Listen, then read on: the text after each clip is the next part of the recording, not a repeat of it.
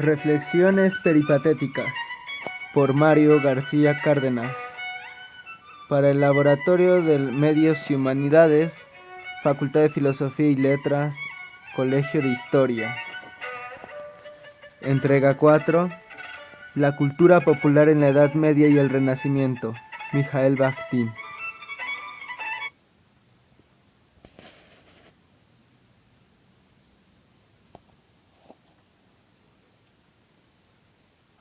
Henos aquí, solos tú, yo y mi voz.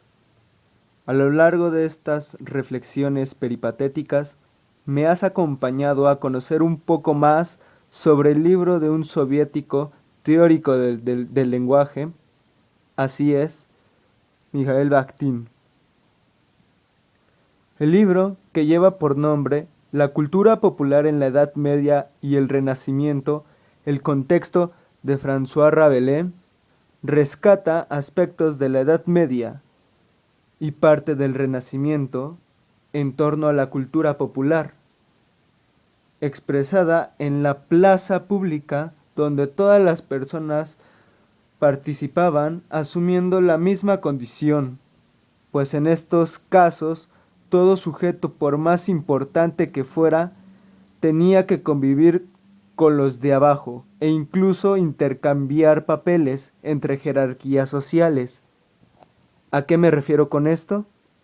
Bueno, aquí un rey en el carnaval pasaba a ser un bufón y viceversa. Esta segunda vida o segundo mundo, como lo llama Bakhtin, se encontraba expresado dentro de los carnavales, fiestas religiosas y ferias de aquel entonces. Y sí, como dato importante, la importunidad a esta segunda vida solo era mientras duraba el festejo. Allí se podía practicar la sexualidad libremente, alimentarse hasta embrutecer, burlarse de los líderes de guerra, reyes o hasta de la misma religión. Sin embargo, más adelante explicaremos el por qué era normal observar aquellas blasfemias hacia lo divino. En fin, toda esta libertad que se podía sentir dentro de un carnaval era efímero, ya que al terminar la fiesta se tenía que regresar a un estado normal, pasar de lo dionisíaco a lo apolíneo. Muchas veces antes o después de aquellas fiestas el pueblo se tenía que poner en ayuno con actitud seria. A lo cual Bakhtin explica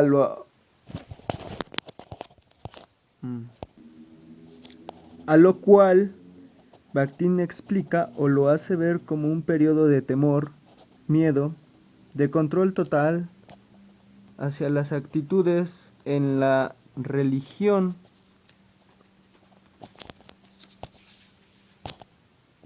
Ese periodo de miedo en la antigüedad prevalecía sin dar oportunidad a los rituales y fiestas que en la Edad Media se originaron. Una de estas fiestas era la tan popular Fiesta de los Locos, en francés Fête des Fous, la cual tenía entre uno de sus actos que los párrocos hicieran competencias con carretillas llenas de excremento, el cual era arrojado hacia el pueblo como un acto de bendición. De igual manera, la fiesta del asno en Francia, o el Festival de Q en francés, donde efectivamente se usaba un burro para trasladar a la familia sagrada a Egipto, tras el nacimiento de Jesús. Todo esto culminaba al llegar a la iglesia y en lugar de dar un amén al final de la misa, todos respondían con un rebuzneo, para ser exacto. Dentro del carnaval se encontraban varios elementos importantes, entre los que se encuentran las máscaras y los disfraces, que según Burkhardt en su libro La cultura del Renacimiento en Italia, esto se hacía con el propósito de renovar la actitud ante la sociedad y llevaba consigo una idea de nueva ropa, a lo que se traduce como un nuevo comportamiento social. También se encontraban los vendedores de feria, los cuales se dedicaban también a la medicina. Se dedicaban a vender esta medicina también. Cuenta Bakhtin que en ese entonces era muy común ver a estos personajes dentro del carnaval, ya que en estas festividades era donde más enfermedades proliferaban. La gota y la sífilis eran las enfermedades de moda, decía nuestro autor. La gota es una enfermedad que te da por beber mucho alcohol. Esto es ocasionado por el acumulamiento de ácido úrico, el cual provoca artritis. Se acumula en el dedo gordo del pie principalmente. Los bufones eran personajes que no podían faltar. Como mencionaba, estos eran los seres que durante la segunda vida, una vida carnavalesca, se convertían en reyes, el rey o reina de la alegría. Víctor Hugo se inspira en estos seres, en los bufones, en un bufón y un rey, para escribir la obra de teatro titulada El rey se divierte. Esta obra explica la desdicha que sufre Triboulet, un bufón con una joroba prominente. A lo largo de la historia se cuenta la vida desafortunada de este bufón en servicios de un rey, en este caso el rey de Francia. Todas las burlas y vejaciones a los que los someten estos personajes son, no sé, son reflejadas en esta historia, ya que nadie tomaba en cuenta a los bufones en su época. Triboulet tenía una hija la cual era muy hermosa, su nombre era Blanca, y era lo que más amaba en la vida, pues en realidad él se sentía solo en el mundo. Siempre mencionaba que él era malo porque lo habían hecho de esa forma, gracias a la actitud que tenían con él. Su hija tenía prohibido salir de su casa ya que tenía miedo de que pues la raptaran y perderla. El bufón estaba enterado de que el rey, el cual era un mujeriego, vividor, ya había visto a la joven Blanca ir a la iglesia. Ya sabía que le gustaba porque se lo había confesado. En una noche es raptada por los duques que trabajaban con el rey en venganza del bufón, al cual tachaban de malvado e hipócrita. La hija del bufón se enamora del rey sin saber que es el rey, y ya cuando llega con este se arrepiente de haberse fijado en él, ya que tiene una actitud pues ya descrita. El bufón se reúne con su hija. Posterior a ello, se podría decir que como se reencuentra, y al cabo de un mes se puede observar cómo ella sigue pensando en él, sabiendo que es un sujeto despreciable. El padre quería venganza contra el rey, ya que había enamorado a su hija y éste enamoraba a todas. Decide contratar un asesino para acabar con este. Sin embargo, al final Blanca decide entregar su vida a cambio de la del rey, muriendo de esa forma la mujer que tanto amaba al bufón, su hija. Los juegos en el carnaval no podían faltar. Estos iban desde juegos con dados, cartas, boliche, hasta las carreras extrañas donde tiraban excremento y orina, incluso juegos deportivos. En realidad existía una infinita lista de juegos creados en esa época, bueno, que se jugaban en esa época. La risa era el elemento esencial del carnaval debido a que esta era la forma de liberarse del dogmatismo, del formalismo y de la realidad religiosa, de lo duro de la religión. Esta se oponía a la seriedad y el miedo de la cultura oficial. En realidad, antes todos estos elementos eran bien vistos por la religión, no se encontraban separados uno de otro, y me refiero de la cultura oficial a la cultura popular. Sin embargo, llega un sujeto llamado San Juan Crisóstomo, que fue el primero en negarle la puerta a estos actos. Él decía que la risa y las burlas eran del diablo o provenían de él, y que un verdadero cristiano tenía que permanecer serio, en permanente arrepentimiento por sus pecados. Fue allí donde estas dos formas de ver el culto religioso fue separada. La risa la define Demócrito como una visión unitaria, como una institución espiritual para el hombre ilustrado y maduro. Por otra parte, Aristóteles menciona que un recién nacido a los 40 días ríe y es allí cuando se convierte en ser humano. Antes, la risa en las ceremonias representaba una transición de lo viejo a lo nuevo, o bien de la muerte al renacimiento. A este fenómeno se le conocía como risa pascual. Esta transición es dada mediante los elementos grotescos en esa época. Los elementos grotescos degradan al ser expresado. La degradación tenía una ambivalencia, la cual consistía en que no sólo degradaban los elementos grotescos, sino que al hacerse bajar al ofendido a un plano terrenal, donde se podía poner en contacto con la tierra y volver a nacer, ya que le perteneces a la tierra y allí terminará tu vida, abrazando a la tierra.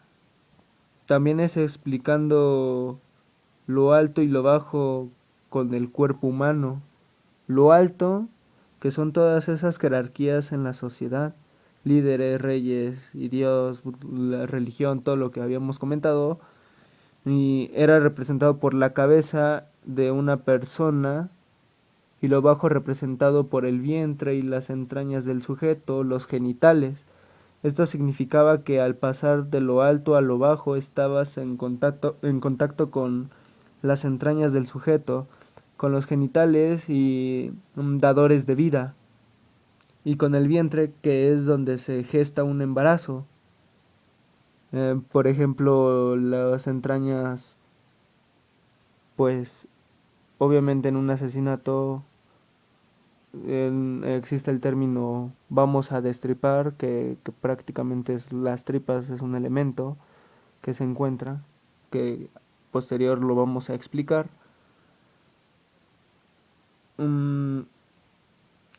Es así que al degradar a una persona o a un dios mediante la risa sarcástica, blasfemias, etc., se encontraba el significado de una vida, muerte y renacimiento. Ese significado es el buscado por todos los elementos carnavalescos o grotescos. En realidad estos elementos carnavalescos no los tenemos que ver con malos ojos, dice Bakhtin, ni tampoco separados. Todos son un conjunto. Pero bueno, el primer problema, que es verlos mal, lo experimenta Rabelais a partir del siglo XVIII, ya que este autor llenaba de estos elementos grotescos a sus obras.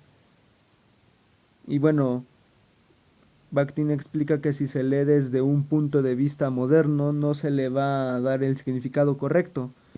Por ejemplo, Voltaire describió a los libros de Rabelais como un revoltijo de impertinentes y groseras porquerías. Rabelais, además de escribir 5 obras totalmente sarcásticas, llenas de estos elementos grotescos, tradujo los aforismos de Hipócrates. Además de escritor, era médico. Todo lo que hemos aprendido en estos momentos lo aplica muy bien y lo plasma en sus 5 obras sobre las aventuras de Gargantúa y Pantagruel. Bueno, en realidad las aventuras de Pantagruel con su hijo, con su amigo Panurgo, eh, François Rabelais, el cual influyó para que este tipo de literatura con elementos grotescos tuviera una gran aceptación dentro de su contexto histórico, originando parodias de los evangelios o de cualquier texto sagrado. Así podemos ver cómo Jesucristo es acusado de robo en la parodia de la resurrección de Lázaro, o cómo Judas besa a todos dentro de un banquete exorbitante, una cantidad de comida y bebida excesiva. En los banquetes esto se veía como otro elemento grotesco que degrada. El vino consumido en los banquetes servía para tener pláticas más amenas y por lo tanto llegar a una verdad más pura. Esa verdad era expresada mediante la palabra que se generaba en la boca del individuo, o que más bien era expresada desde la boca del individuo, desde la voz que sale de la boca. La boca es otro elemento degradante, ya que en esta engulles objetos y el mundo interior tiene conexión con el mundo exterior. La mujer era uno de los elementos grotescos más importantes, esto sin el fin de ofenderla. No querían que la mujer se viera como la cultura oficial la veía, objeto del pecado. Esa era la visión, sino en realidad por ser la mayor fuente de vida en el mundo, representan la fertilidad, tienen esa enorme cualidad dentro de la vida, la muerte y el renacimiento. El renacimiento, esto se ve en Rabelais, en el nacimiento de Pantagruel, donde en su madre, al dar a luz, fallece, teniendo estos elementos presentes. Cuando nace, lo que expresa el bebé gigante es a beber, y no un llanto como es normal. También explica que no sabía el padre si llorar o reír. La ambivalencia de nuevo presente. La orina está presente en Gargantúa y Pantagruel cuando Pantagruel inunda París para vengarse de los de la Sorbona, mientras ellos van citando autoridades clásicos para atacarlo. Rabelais tenía como enemigos a los de la Sorbona en la vida real. Tachaban a sus obras de heréticas e inapropiadas. Por ellos tuvo que ir a Roma en una ocasión. La nariz era sinónimo de falo, y esta, si era grande, significaba que el falo también lo era, y como bien lo dije, los genitales forman parte del concepto de lo inferior, junto con las entrañas, las cuales eran representadas con las tripas. En Pantagruel cuarto, me parece, se puede leer cómo estos lavan las tripas de un animal para comer. Se decía que aunque las lavaras muy bien, éstas siempre tendrían un poco de excremento que se les quedaría ahí y que tendrían que comer, siendo también el excremento otro elemento como ya se había comentado.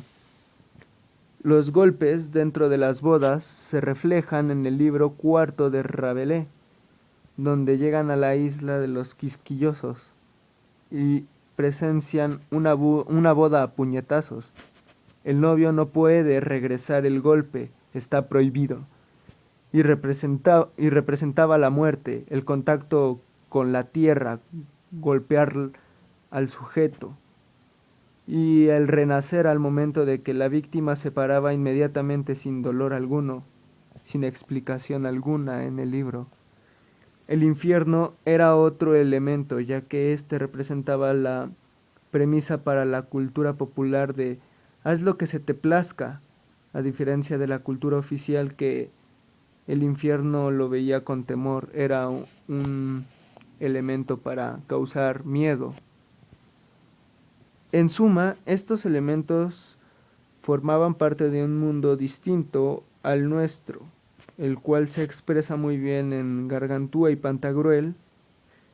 Bakhtin da en su obra un análisis bastante completo de la obra y la época para valorar más a François Rabelais, el cual se lee poco de, en la Unión Soviética en su momento que se escribió el libro de Bakhtin, y sin embargo este lo considera de tamaño de Cervantes y de Shakespeare. Así que los invito a leer ese libro muy interesante, la cultura popular en la Edad Media de Bakhtin, pero también Gargantúa y Pantagruel también es muy bueno. Gracias.